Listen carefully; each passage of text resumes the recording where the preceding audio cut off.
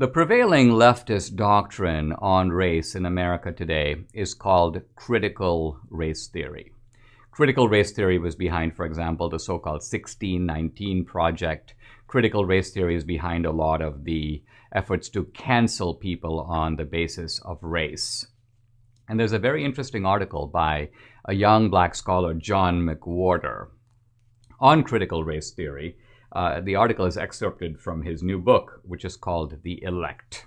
Very interesting title because it refers to the sort of privileged people who sort of are in the know, a kind of a new Gnosticism, if you want to call it that. Gnosticism here referring to secret knowledge. And McWhorter goes on to spell out the key premises of critical race theory, which I think are worth noting. He says, first of all, that the civil rights struggle seems to have moved in three phases. The first stage was really simple. Let's get rid of slavery and segregation. Let's remove those laws. The second stage, he says, is let's battle racist attitudes. And initially, that was supposed to be it. We remove the bad laws, we change attitudes. But now he says there's a whole new argument, critical race theory, that racism is baked in the structure of society and is sort of intrinsically part of the makeup of society and the makeup of people who live in it. And he goes on to talk about the key premises. I just want to outline a few of them because you see not only how absurd they are, but how contradictory they are. So here we go. When black people say you've insulted them, you've got to apologize profusely and show guilt, but don't put black people in a position where you expect them to forgive you. They're not going to. Number two, silence about racism is violence. You can't be silent, but you must make sure not to raise your voice too much. Make sure you elevate the voices of the oppressed over your own. These are all instructions, of course, to white people. Number three, you have to struggle to understand the experiences of black people. But here's the rub. You can't. You'll never be black. So you can't understand what it means to be black. And if you think you can, you're racist. Show interest in multiculturalism, but don't culturally appropriate. You have to be interested. If you're not interested, you're a racist. But if you're interested, you can't be too interested because then you may be guilty of appropriation. And it goes on like this. If you're white and date white people, you're a straight out racist. But if you're white and want to date a black person, then you're exotifying the other. You're kind of a racist anyway. Black people can't be held accountable for everything that black people do. Don't try to make that case. But all whites must acknowledge that they are personally complicit in the structure of racism and the evil history of whiteness. Black students must be admitted to schools via adjusted grades and test scores so that you can foster diversity, but it's racist to assume that they don't have the same grades and test scores as whites. And don't expect them to contribute any diversity. Don't ask them for what's the black perspective on this or anything of that nature. So here is McWhorter in a kind of surgical way outlining the preposterous, but also the self-defeating, the self-dissolving, the inherently contradictory elements of critical race theory. Now, as I listen to all this, and it's nonsense on stilts, but when I listen to it, I think back to an essay that was written by a very courageous black pastor, Eugene Rivers. This guy is the pastor of the Azusa Christian community in Boston. Very influential, progressive, left-winger, civil rights leader. And he wrote an essay in Boston Magazine, Boston Review, called On the Responsibility of Intellectuals on the Race Issue.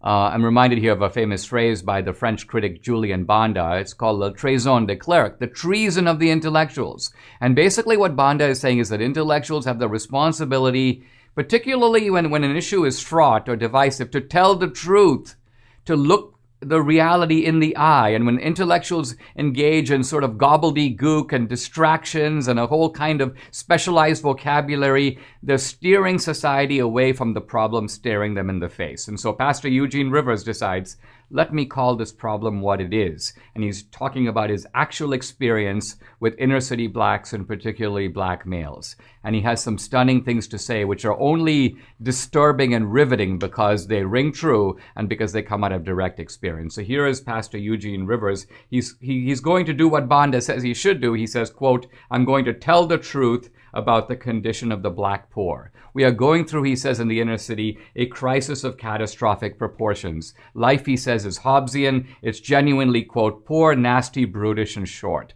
Hobbes' famous words. He talks about deaths due to homicide, HIV, there's incarceration. He goes on.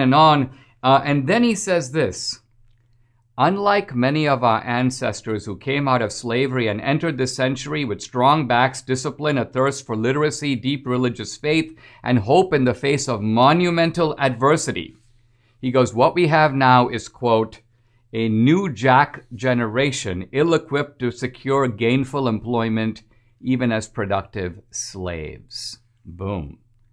He goes, this generation, which would be ineligible to qualify for slavery. Think about it. He's saying even the slave owners wouldn't want them. Why? Because the slaves were mechanics. They were tinkers. They knew agriculture. They knew crop rotation. They could do useful stuff. The people in the inner city today, he says, from experience, they can't even do that. No one would want to employ them. No one would even want forced employment for them. And then he goes on to say, they lack the hope that sustained their forebears. In other words, the slaves could at least look forward to a world in which there would be no slavery, in which their productive skills could then be used to earn money that they could keep for themselves.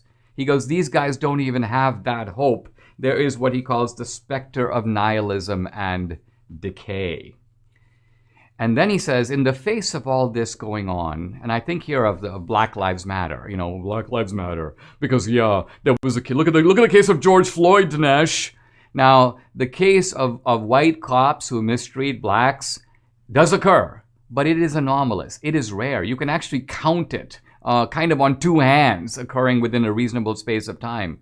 But black on black crime, the nihilism of the inner city, the infestation of drugs, all of this, the ruin of black life upon black life, and the sheer brazen indifference to this on the part of Black Lives Matter. They could literally care less. They're raking in the money from corporate America. You'd think they would invest in the inner city, start creating black entrepreneurship. None of this. They don't even bother to do it. Why? Because for them, it's all about the staging. It's all about the dramatic incident captured on camera. It's all about the shakedown with the big corporations. It's all about modifying the curriculum at Yale and the Dalton School.